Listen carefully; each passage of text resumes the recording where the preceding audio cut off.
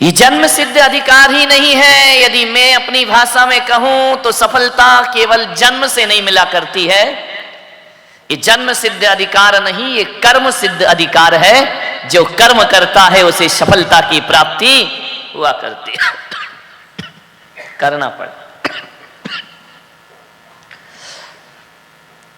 नाकामयाब के पीछे जो नाकामयाब लोग हो जाते हैं उसके पीछे कुछ चूक रह जाती है, कुछ कमी रह जाती है, जिसके कारण व्यक्ति अपने जीवन में असफलता को प्राप्त होता है। लेकिन नादान होते हैं वो लोग जो असफल होते हैं, वो अपनी कमियों को और अपनी गलतियों को तो नहीं देखते, बल्कि अपनी किस्मत पर उस बात को डाल दिया करते हैं कि मेरी किस्मत में ये नहीं। ऐसा कुछ नहीं है, हर चीज तुम्हारी किस्मत में है। क्या नहीं पा सकते? तुलसीदास ने कहा है, शकल पदार्थ या जगमाही कर्म हीन नर पावत नाही। रिपीट हो रही आवाज। इस संसार में ऐसी कोई चीज नहीं है जो आदमी को प्राप्त ना हो सके। सकल पदार्थ या जगमाही कर्म हीन नर पावत नाही। ध्यान रखिए, जो कर्म से हीन होते हैं उन्हें किसी भी चीज की प्राप्ति नहीं हुआ करती है। एक बात याद रखना,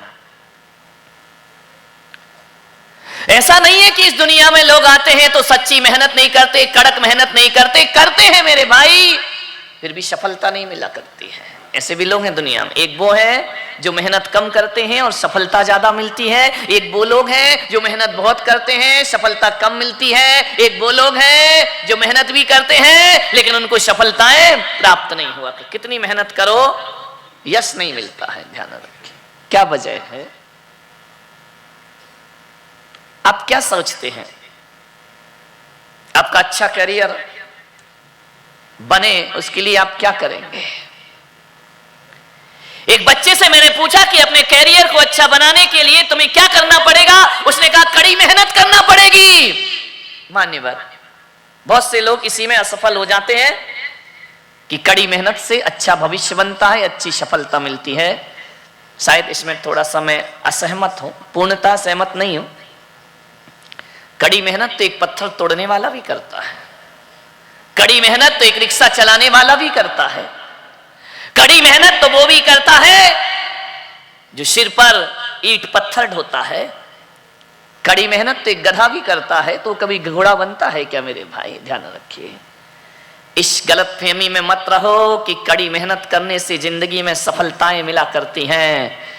कड़ी मेहनत से सफलता मिल जाए तो जिंदगी बहुत आसान हो जाएगी। जहां तक आप देखिए, विचार करना, एक मजदूर कितनी मेहनत करता है, क्या मिलता है उसे? 400-500 रुपए दिन, इससे ज्यादा तो नहीं मिलता होगा। एक कारीगर, एक मजदूर, एक मकान बनाने वाला रात दिन मेहनत करके मकान बनाता है, उसे उतना पैसा नहीं मिलता है। एक आदमी कागज पे मकान बनाता है, उसको ज्यादा पैसा मिलता है। ध्यान रखिए, वो इतनी मेहनत नहीं करता जितनी वो कर रहा है। कागज पे पेंसिल से यदि आपने मकान बना दिया, नक्शा बना दिया और आर्किटेक्ट ने बना के आपको दे दिया, वो कितने कमाएगा? शायद मुझे मालूम है 10% तो लेते ही होगा। एक डिजाइन करने का, निर्माण का मजदूर को कितना % मिलता है? ध्यान रख, मेहनत मजदूर ज्यादा करता है, पैसा कागज में जो बनाता है उसे ज्यादा मिलता है। मान्यवर, आप सोचिए, यदि कड़ी मेहनत से सब कुछ मिल जाए तो हर आदमी दुनिया में अमीर हो जाएगा। ध्यान रखना। एक बार क्या हुआ, कोई आदमी यहां गया महाबलेश्वर घूमने, आया होगा मेरे सत्संग में, और बोले चलो अब इतनी दूर से आए हैं तो पूना से हैं तो वो भी देख आते हैं। जैसे ही महाबलेश्वर घूमने को गया, गाड़ी लेकर के गया, रास्ते में उसने बताया गाड़ी खराब हो गई। जंगल में गाड़ी खड़ी है, बहुत बुरी परिस्थिति है। जब आदमी घर से गाड़ी लेके चलता है तो ऐसा चलता कि हमसे बड़ा दुनिया में कोई है ही नहीं। लेकिन जब जंगल में खराब हो जाए तब पता पड़ता है कि वक्त पड़े बाका तो गधे को कहे काका। गधे को भी काका बोल, मेरे बाप तू कुछ भी कर, इसको सही कर दे। मुसीबत के दिनों में आदमी को अपनी औकात पता चला करती है। परेशान हो गया कि अब इस गाड़ी को ठीक करेगा कौन? जंगल में गाड़ी खड़ी हो गई है, स्टार्ट नहीं हो रही है। उसने यहां वहां देखा, 3 किलोमीटर पैदल गया कोई मिल जाए इस गाड़ी को सुधारने वाला। एक दूर जंगल में, एक छोटे से गांव में एक मैकेनिक था। उसने कहा भाई मेरी गाड़ी, बोले मैं 3 किलोमीटर नहीं, अरे बोले तेरे हाथ जोड़ रहा हूं, पैर पड़ रहा हूं, जितना पैसा लेगा उतना दूंगा, तू चल के मेरी गाड़ी सही कर दे। उसने कहा चलो, पैसा पूरा लगेगा? बोले पैसा पूरा दूंगा, तू चल के मेरी गाड़ी सही कर। गया, उसने बोनट खोला, गाड़ी को आगे पीछे देखा। उसने कहा क्या हुआ, स्टार्ट नहीं हो रही? बोले नहीं नहीं जान, चलते ही चलते ये गाड़ी रुक गई। उसने कुछ नहीं किया, मालूम है, उसने एक हथौड़ा उठाया और बोनट पे किसी जगह इतनी जोर से हथौड़ा मारा, गाड़ी स्टार्ट हो गई। अब गाड़ी स्टार्ट हो गई तो उसने कहा ला मेरे पैसे 2000 रुपए। अरे उसने कहा 2000 रुपए? ये हथौड़ा मारने का 2000 रुपए ले लिया है, ना तूने इसमें कोई मटेरियल लगाया है, ना कोई सामान लगाया है, एक हथौड़ा मारा है, 2000 मांग रहा है। उसने कहा बाबूजी 2000 रुपए तो लगेंगे, मैंने कहा था पूरा पैसा लूंगा। अरे बोले जायज पैसा ले, ये क्या एक हथौड़ा मारने का तू 2000 रुपए मांग रहा है? उसने कहा बाबूजी यदि ऐसी बात है, हथौड़ा मारने का 2000 ज्यादा लग रहा है, तो हथौड़ा तुम ले लेते हो, तुम ही मार देते, पता चल जाता कि कैसे गाड़ी स्टार्ट होती है। ध्यान रखिए मान्यवर, पैसा हथौड़ा मारने का नहीं है, पैसा हथौड़ा कहां मारने का है, इसके पैसा हुआ करता है। मेहनत, ध्यान रखना, हथौड़ा मारने से कामयाबी नहीं मिलती है। कोई आदमी उठाए और मार दे हथौड़ा तो चलती गाड़ी बंद हो जाएगी मेरे भाई। हथौड़ा कहां मारना है, इसका पैसा मिला करता है। मान्यवर ध्यान रखिए, सोचना है आपको सफलता जीवन में कैसे मिलेगी, आपका अच्छा कैरियर कैसे बनेगा, अच्छा भविष्य कैसे बनेगा। मेहनत से नहीं बनता है, ध्यान रखना। मेहनत किस दिशा में कर रहे हो, ये हमको ध्यान में रहना चाहिए। ऐसा तो नहीं कि हम मेहनत इस दिशा में कर रहे हैं, वो सफलता इस दिशा में हमारा इंतजार कर रही है। अरे इस दिशा में कितनी भी मेहनत करते जाओ करते जाओ करते जाओ, यदि डायरेक्शन सही नहीं है तो जीवन में सफलताएं प्राप्त नहीं हुआ करती हैं, जीवन में ऊंचाइयां प्राप्त नहीं होती हैं। वो आदमी अपने कैरियर को कभी बना नहीं सकता है। सही दिशा होना चाहिए। आज युवा के पास गति है, दिशा नहीं है। आज के बच्चों के पास गति है, वह बहुत कुछ करना चाहता है, पर उसके पास दिशा नहीं है। दिशा होना बहुत जरूरी है। आपको जाना बंबई है, ट्रेन में बैठे हो आप, दिल्ली की तरफ मुंह करके, कितनी भी ट्रेन चले, कितनी भी फास्ट चले, आपको बंबई मिलने वाली नहीं। दिशा का जीवन में बहुत महत्व हुआ करता है। और ज्ञान गंगा महोत्सव से मैं आपको मेहनत करना बिल्कुल नहीं सिखा रहा हूं, मैं आपको कहीं कह रहा हूं कि आप कठिन मेहनत करो। मैं तो केवल एक दिशा बोध आपको कराता हूं कि आप दिशा प्राप्त करिए, जीवन जीने की दिशा प्राप्त करिए, जीवन को कैसे जीना है उसकी दिशा प्राप्त करिए। दिशा सही होगी तो सब कुछ मिलेगा। ध्यान रखना, दिशा गलत है आज हमारे युवाओं की, दिशा गलत है आज हमारे परिवारों में, हम सही दिशा उनको दे नहीं पा रहे हैं। ध्यान रखना। आप बताइए, स्कूल में जो बच्चा फेल होता है तो मेहनत करता है या नहीं करता है? ऐसा तो नहीं है कि पास होने वाले नहीं मेहनत की है। जो सीए के कंपटीशन में भाग लेते हैं, जाते हैं, मेहनत नहीं करते हैं, 1 नंबर से रह जाते हैं, 2 नंबर से रह जाते हैं, पास नहीं हो पाते, फिर लौट के आते, फिर मेहनत करते, बार बार मेहनत करते हैं। मान्यवर, मैं सोचता हूं कि असफल आदमी मेहनत नहीं करता, ऐसा नहीं है। अरे जितना पास होने वाला मेहनत करता है, उतनी ही फेल होने वाले भी जीवन में मेहनत किया करता है। अकेली मेहनत से कुछ नहीं होता जीवन में।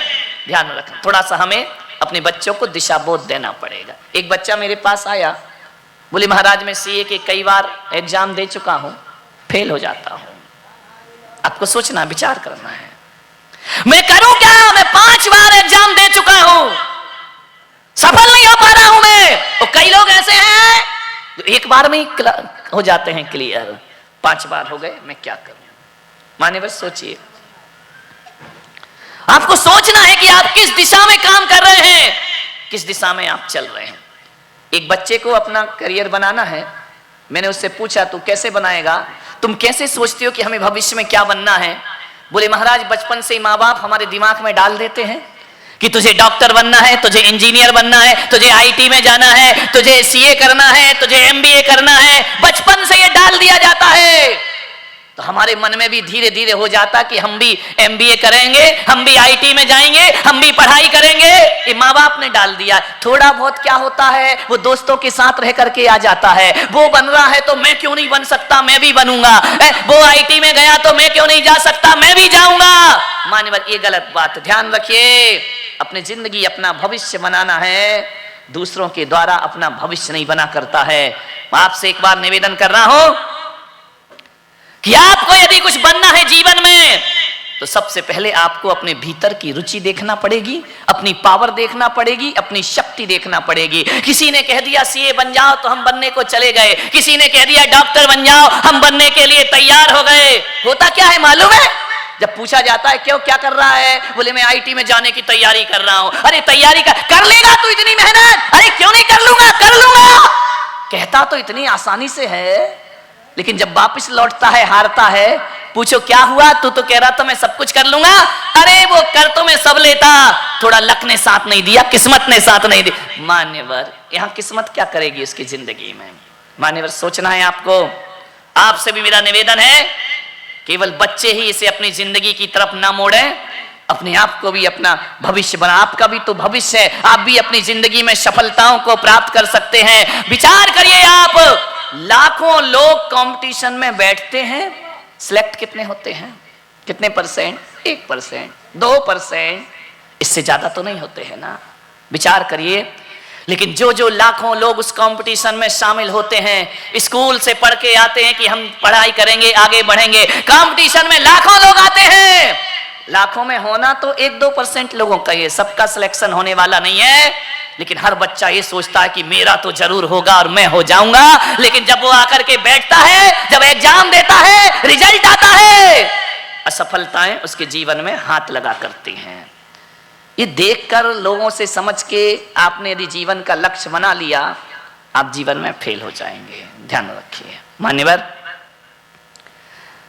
किसी बच्चे से ये पूछना, यदि तुम्हारा बेटा कहे कि मैं IT में जाऊंगा, मैं CA करूंगा, मैं बड़ी से बड़ी IAS IPS रैंक की परीक्षाएं दूंगा, पहले उस बच्चे से पूछना, क्या तू 10-10 घंटे, 12-12 घंटे पढ़ने को तैयार है? देखो, शुरू का जज्बात होना अलग चीज है और उसे क्रियान्वित करना अलग चीज है। चलो मान लो वो पढ़ भी लेगा, तो भी जरूरी नहीं है कि उसको सफलताएं प्राप्त हो जाएं उसके जीवन में। मान्यवर, आपको पहले अपना देखना पड़ेगा कि मेरे अंदर पावर कितनी है। ध्यान रखिए। भाग रहा है, लोग भाग रहे हैं, वो बन रहा है तो हम भी बनेंगे, वो बन गया तो हम क्यों नहीं बन सकते। माँ बाप भी कह रहे कि जाओ, तुम क्यों नहीं बन सकते, दुनिया में सब कुछ हो सकता है। मेरे भाई, इतना ध्यान रखिए। कुछ बच्चे ऐसे होते हैं जिन्हें 1 घंटे में याद हो जाता है कुछ चैप्टर स्कूल का। कुछ ऐसे होते हैं जिन्हें 1 घंटे में याद होता है। उस समय बच्चों को सिखाओ, आप अपने आप को देखो, क्या मैं 1 घंटे में याद कर सकता हूं? क्या आपको 2 घंटे लगते हैं, 5 घंटे लगते हैं, 10 घंटे लगते हैं, 6 घंटे लगते हैं? कितना लगता है? यदि आपको 6 घंटे लगते हैं, और कुछ बच्चे ऐसे जो 1 घंटे में याद कर लेते हैं, अब बताइए 6 घंटे वाला 1 घंटे से कितनी प्रतिस्पर्धा करेगा, कितना आगे बढ़ने का प्रयास करेगा, कितना आगे, कितनी मेहनत करेगा वो। मेरे भाई, एक बात ध्यान रखिए, यदि लोग 1 घंटे में याद करते हैं और तुम्हें जीवन की ऊंचाइयों को प्राप्त करना है, यदि तुम में आधे घंटे में याद करने की शक्ति आती है, और ये शक्ति अपने आप नहीं आती है, एक प्रोसेस है, एक साधना है, एक तपस्या है। धीरे धीरे जिस बच्चे को 1 घंटे में एक चैप्टर याद हो रहा है ना, उसने 1 दिन में ये सब नहीं कर लिया है। 5-5, 10-10 साल की प्रैक्टिस होती है, तब जाकर उसकी मेमोरी शार्प हुआ करती है। अब आप सोचिए, कैसे लड़ेंगे आप उससे, कैसे उससे कंपटीशन में आगे निकलेंगे? नहीं निकल पाएंगे। मेरे भाई, एक बात ध्यान रखना, आपसे मेरा निवेदन है, जब तक अपनी पावर, अपनी शक्ति और अपनी रुचि पर ध्यान ना दो, लाख मेहनत करना जीवन में कभी भी सफलताएं मिलने वाली नहीं है। जीवन में ऊंचा, हर व्यक्ति CA बन जाएगा तो फिर दुनिया चलेगी कैसे मेरे भाई? मान्यवर, मैं आपसे एक चीज कह रहा हूं, जी लाखों लोग बैठते हैं और कंपटीशन होते हैं ना, एक्स्ट्रा ऑर्डिनरी बुद्धि होती है उनका, एक्स्ट्रा ऑर्डिनरी दिमाग, और यदि हमारा नहीं है तो लाख मेहनत करो, आपको सफलताएं मिलने वाली नहीं है जीवन में। ध्यान रखिए। आपसे निवेदन है मेरा, बड़ी विनम्रता के साथ, यदि बच्चा असफल हो गया तो आप क्या कहेंगे उसे कि तू ढंग से नहीं पढ़ता है, तू मेहनत नहीं करता है। देख बाजू वाले का बच्चा कितने जल्दी तरक्की कर रहा है। बाजू वाले के उदाहरण से तुम्हारा बच्चा कैसे सुधर सकता है, तुम्हारे बच्चे में दिमाग कैसे आ सकता है। मान्यवर, मेरा एक भक्त था, अभी भी है, उसने बहुत मेहनत की डॉक्टर बनने के लिए, सफलता नहीं मिली उसको। पीएमटी के एग्जाम दिए, कंपटीशन में गया, सफलता नहीं मिली उसे। बहुत मेहनत की, बहुत पढ़ाई की। जब आदमी बहुत मेहनत और पढ़ाई करता है और बार बार असफलता होती है ना, तो नेगेटिव विचारधारा जीवन में प्रकट हो जाया करती है। आदमी निराश हो जाया करता है, नकारात्मक सोच उसके अंदर आ जाती है, आदमी डिप्रेशन में चला जाता है। आदमी सोचता है अब ये दुनिया जीने लायक, बड़ा निराश हो गया वो। बोले महाराज, मेरे माँ बाप ने सपना देखा था कि मैं डॉक्टर बनूं, मैंने भी सपना देख लिया था मैं डॉक्टर बनूं, बहुत प्रयास किया, नहीं बन पाया महाराज। अब मैं करूं तो क्या करूं? मैंने कहा कुछ और कर ले। बोले ऐसे कैसे कर लूं? बनूंगा तो डॉक्टर ही बनूंगा। कितनी बार असफल हो गया वो लड़का, निराशा की आगोश में चला गया वो लड़का। बोले बहुत मेहनत करता हूं महाराज। वो आया किस लिए था मालूम है? कोई मंत्र दे दो, कुछ कर दो, घुमा दो, डंडा अंडा, कोई नारियल मारियल पकड़ा दो मुझे। इनका पागल हो गया है। तो मेरा इन चीजों पे रत्ती भर विश्वास नहीं है, ध्यान रखना। ऐसे कैसे हो जाएगा कुछ पकड़ा देने से? मान्यवर बोले महाराज कुछ करिए। मैंने कहा मेरे पास ना मंत्र है, ना तावीज है, ना गंडा है, ना मेरे पास यंत्र है, ना मैं कुछ फूंक फाक करता हूं, ध्यान रखना। लेकिन हाँ, एक सलाह है, यदि मान ले तो मैं उचित सलाह दे सकता हूं। उचित लगे तो स्वीकार करना, ना लगे तो तेरी मर्जी। मैंने कहा तू डॉक्टर बनना चाहता है? मैंने कहा। बोले हाँ। एमबीबीएस करना चाहता है? बोले हाँ। कितनी बार प्रयास कर लिया? बोले 4-5 बार, सफलता नहीं मिल रही है। मैंने कहा एक बात याद, तेरे अंदर इतनी कैपेसिटी नहीं है, हौसले तो बुलंद है, जज्बात तो बुलंद है, लेकिन पावर नहीं है, ध्यान रखना। लेकिन मुझे तो बनना है। मैंने कहा एक काम कर, मैं ज्यादा तो जानता नहीं, मैं साधु संत आदमी। मैंने कहा तुझे इसी लाइन में जाना है, इलाज में जाना है, ट्रीटमेंट में जाना है। मैंने कहा तू ऐसी जगह मेहनत कर रहा है जहां कंपटीशन बहुत ज्यादा है। मैंने कहा ऐसी जगह मेहनत कर जहां कंपटीशन बहुत कम हो सकता है वहां तुझे सफलता की प्राप्ति हो जाए, वहां तू सक्सेस हो जाए। उसने कहा मैं क्या करूं? मैंने कहा नहीं बन रहा, एमबीबीएस नहीं कर पा रहा, कोई बात नहीं है। आजकल फिजियोथेरेपी चल रही ना, जबरदस्त चल रही है, ध्यान रख। कोई बहुत बड़ा कंपटीशन भी नहीं है उसमें, कोई ज्यादा बुद्धिमत्ता की बात भी नहीं है उसमें। मैंने कहा वो करने लग। बोले महाराज मैं कैसे करूंगा, मेरा इज्जत। अरे मैंने कहा इज्जत क्या होती है? कोई भी चीज, कोई भी क्षेत्र, मान्यवर ध्यान रखिए, इज्जत डिग्रियों से नहीं होती है, इज्जत टैलेंट से मिला करती है। आदमी को योग्यता से इज्जत मिला करती है, सम्मान मिला करता है आदमी को, डिग्रियों से थोड़ी इज्जत मिलती है। मैंने कहा एक काम कर, मेरा कहना मान ले। मान्यवर उस लड़के ने हार कर फिर फिजियोथेरेपी का कोर्स किया, पढ़ाई की। 2-4-5 साल बाद मैं उस नगर में पहुंचा और अचानक मेरी गर्दन में दर्द हो गया। तो मैंने कहा भाई डॉक्टर आए, बोले तो फिजियोथेरेपी वाला ही इसको सही कर सकता है। तो मैंने कहा भाई किसको बुलाऊं? एक लड़के को बुलवाया कि एक नया नया आया है, उससे आप कराइए। जब वो आया मैं देख करके हैरान रह गया। मैंने कहा तू तो मुझे लगता है कि वही लड़का है जो कभी एमबीबीएस के लिए तड़फ रहा था, भाग रहा था। बोले महाराज, उसने मेरे चरण छुए। बोले महाराज यदि आप नहीं होते तो हो सकता है मैं इतने निराशा में चला गया था कि मैं आत्महत्या कर लेता, जीवन खत्म कर लेता। आपने मुझे दिशा दी, आपने मुझे बोध दिया। मैंने कहा क्या करता बेटा? बोले महाराज जितनी मेहनत वहां करता था उससे कम मेहनत में मैं आज फिजियोथेरेपिस्ट बन गया। मैंने कहा कितना कमाता है? अरे एक सीट के ये लोग एक बार के 500, 600, 700 रुपए तो ले लिया करते हैं, ध्यान रखिए। मैंने कहा एक दिन में कितना करता है? बोले 8-10 तो ग्राहक मिल ही जाते हैं मुझे जिंदगी में। एक दिन में 8-10, इसका मतलब 4 से 5 हजार रुपए महीने नहीं, दिन में कमाता है। महीने में तो लाख 1.5 लाख का मालिक बन गया। मैंने कहा सोच, उसके पीछे पड़ा रहता तो शायद जिंदगी में तो कुछ भी नहीं कर पाता। ध्यान रखिए मान्यवर, अपने भीतर की योग्यता को देखने का प्रयास करिए। मैं पुलक सागर, ध्यान रखना, जीवन में सफलताएं, अच्छा कैरियर बनता है तो हार्ड वर्क से नहीं बनता है। ध्यान रखिए, हार्ड वर्क के साथ साथ एक स्मार्ट वर्क और होता है। ध्यान रखना, आप हार्ड वर्क तो बहुत करते हैं, स्मार्ट वर्क को छोड़ दिया करते हैं। स्मार्ट वर्क का अर्थ होता है तुम्हारी रुचि किसमें है, तुम्हारी लगन किसमें है, तुम्हारी योग्यता किसमें है, तुम्हें किससे लगन से काम करते हो। डॉक्टर बनना हार्ड वर्क हो सकता है, लेकिन फिजियोथेरेपिस्ट बनना स्मार्ट वर्क। सेवा ही करना है ना, इलाज ही करना है ना। क्या जरूरी है वो प्लस लगा के ही इलाज करो। ध्यान रखिए, डॉक्टर का निशान मालूम है क्या होता है? Red cross. मालूम है इसका मतलब क्या होता है? रेड क्रॉस का मतलब होता है प्लस। डॉक्टर हर चीज में प्लस। पेशेंट मरे तो प्लस, पेशेंट जिए तो प्लस। ध्यान रखना, माइनस में तो वो कभी होता ही नहीं है। जिए या मरे वो तो प्लस में है। करेगा क्या? मेहनत करेगा, ऑपरेशन थिएटर से निकलेगा, निकलने के बाद कहेगा आई एम सॉरी, हम कुछ नहीं कर सके। कर क्या रहा था तू अंदर? तूने तो 2 शब्द बोल दिया, आई एम सॉरी, हम कुछ नहीं कर सके। तो फिर तू कर क्या रहा था भीतर?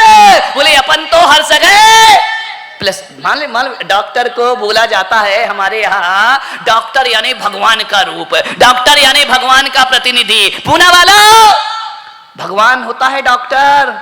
अब जब भी बीमारी हो, इलाज कराने जाओ तो ये मत सोचना डॉक्टर के पास जा रहे हैं।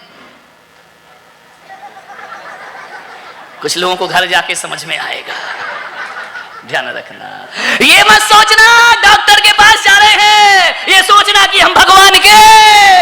और एक बात और याद रखना, भगवान जब नाराज होता है, भगवान जब नाराज होता है तो डॉक्टर के पास भेजता है। और डॉक्टर जब नाराज होता है, कौन बोला भगवान के पास भेजता है? ध्यान रखिए, ये व्यवस्थाएं देखो। डॉक्टर नाराज हुआ, सीधा भगवान के पास भेज देगा।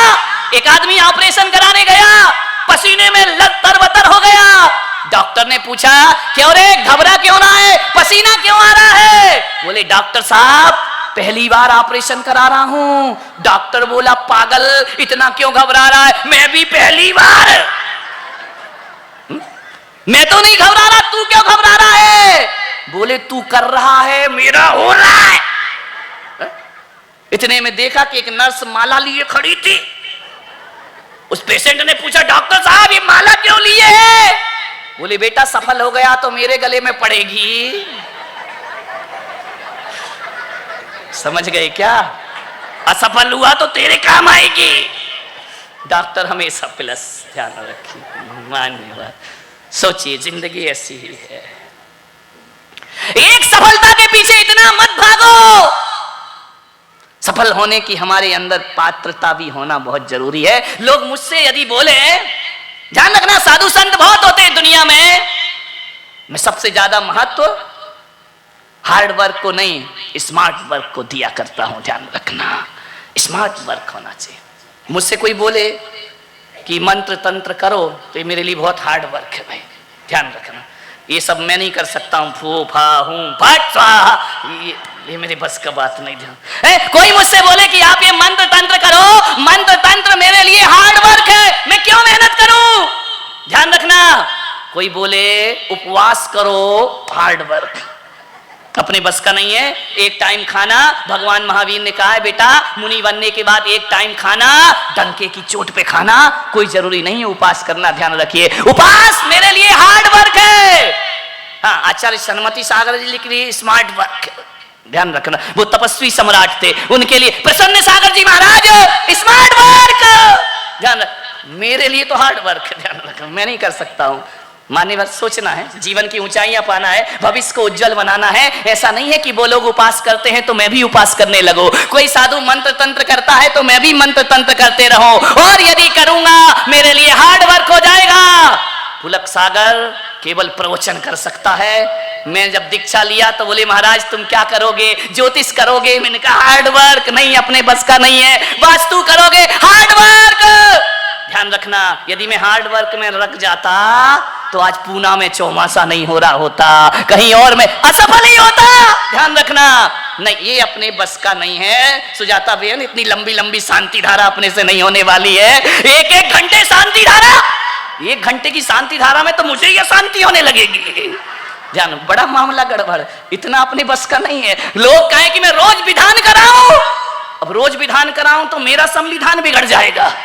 ध्यान रखना, जिसमें रुचि हो वो काम करो, जीवन की ऊंचाइयां प्राप्त होंगी। प्रवचन मेरा रुचि का विषय है, पढ़ना लिखना मेरा रुचि का विषय है, किताबें मेरी रुचि की विषय है।